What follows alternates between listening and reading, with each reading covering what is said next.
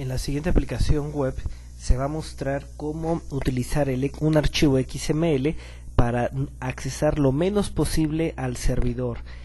Esto como parte de una estrategia global de disminuir las peticiones HTTP del cliente al servidor y así agilizar la carga de una página web. En este combo se encuentra señalado un lenguaje, el cual se muestra en sus etiquetas, y ahora vamos a cambiar el lenguaje por otro, español, cambian las etiquetas, inglés, cambian las etiquetas. Así como se hizo con estas pocas etiquetas, se pueden hacer con una página más compleja. Se leyó un archivo XML que ya tiene las etiquetas puestas, adecuadas al lenguaje, y lo que se hace es no irse al servidor, sino que aquí mismo en el cliente se puede hacer el cambio. ¿Qué es lo que se hizo? Bueno, se incluyó un módulo XML de JavaScript y otro módulo aparte que ya utiliza el módulo de XML para manipular el archivo el archivo XML. El archivo XML que se tiene es el siguiente. Se tiene el tag raíz, el language labels. Labels son todas las etiquetas que se tienen. Puede haber otros elementos que no sean etiquetas, pueden ser imágenes, y que se carguen nombres de imágenes o se carguen zonas, o pueden ser estilos. La clave está en no ir al servidor por esa información, sino tenerla en el cliente. Y bueno, los IDs de la etiqueta, y después los lenguajes. En español se va a decir cada una de las palabras. Después, el módulo de XML tiene una variable global que es el documento XML, un archivo OpenFile que recibe el nombre del archivo y verifica en un tipo de navegador y en otro tipo de navegador cómo sería la carga. Este código lo pueden encontrar en el W3 Schools y pueden verificar que funcione. Indica que se va a cargar el archivo y retorna 1 si fue correcto y 0 en caso contrario.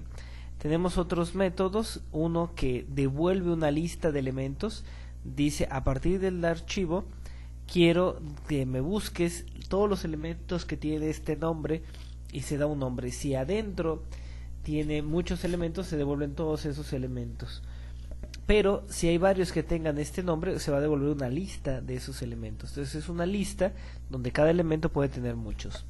Y este de read tag, al contrario, pide a nivel de documento que se lea un determinado tag, pero que se vaya directamente al primer hijo y a su valor. Es decir, quiere encontrar el valor de un único elemento. Vámonos a la página HTML. En la página HTML aquí está el combo, y aquí están las opciones: español, inglés y portugués. Y en la tabla se tuvo cuidado de poner las etiquetas adecuadas: lbenable, que corresponde con esta, después lbage, que corresponde con esta, y así sucesivamente. Después el sexo, y después en los que meditaban, por ejemplo en el sexo, también se declararon elementos HTML span con una ID que también corresponde con el XML que vimos hace un momento, y aquí están los valores. Bueno, estos valores van a cambiar tan rápido, van a cambiar que y tan rápido que no es necesario ir al servidor. Estos valores son de un lenguaje predeterminado, en este caso el español. Entonces, ¿qué ocurre cuando se cambia el lenguaje? Se invoca el método languageClick.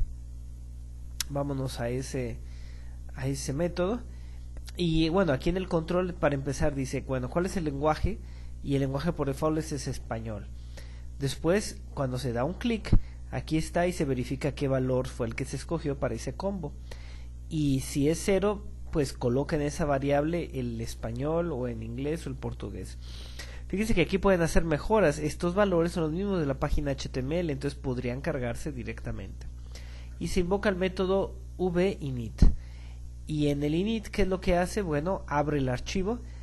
Si devuelve la respuesta igual a 1, entonces carga la lista de los tags. Y si no, ya muestra un mensaje de error de acuerdo al lenguaje. Aquí ya se verifica de acuerdo al lenguaje qué texto se va a aparecer. Pero vámonos a getList. GetList lo que hace es, bueno, utiliza el método getRead y dice dame todos los elementos label. Entonces lo que va a suceder es que va a dar todos los elementos label y cada uno de los tags va a aparecer en un lugar de ese arreglo. Va a ser una lista. Va a recorrer toda la lista y va a decir, vamos a ir separando uno por uno. Aquí dice en esa lista el elemento i, o sea en la primera etiqueta, búscame el elemento id, dame su valor tal cual, ¿sí?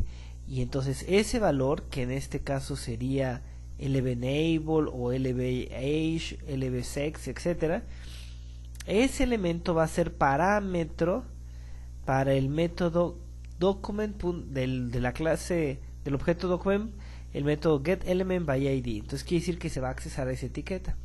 Y después, mediante la propiedad innerHTML, innerHTML es el contenido de un tag. Entonces el span es el tag, lbename la etiqueta del id, y aquí dice, entonces quítame este innerHTML y le vas a poner una asignación que va a ser igual a, y aquí vamos a utilizar otra vez la navegación por la lista. De esa misma lista de la que se estuvo analizando, búscame el elemento llamado control language. Bueno, y el control language puede ser EN, ES o PO. Quiere decir que a veces va a tomar este valor, a veces va a tomar este y a veces va a tomar este. Entonces dame ese valor, porque acuérdense que indica hasta su hijo y su valor, y ese valor es el que lo vas a poner en el innerHTML, en este innerHTML, y es por eso que funciona este código sin hacer accesos al servidor costosos, todo en el cliente. La clave está en mandarle al cliente lo más que se pueda para que trabaje él y no nuestro servidor, y no se retrase por lo tanto el refrescar una aplicación en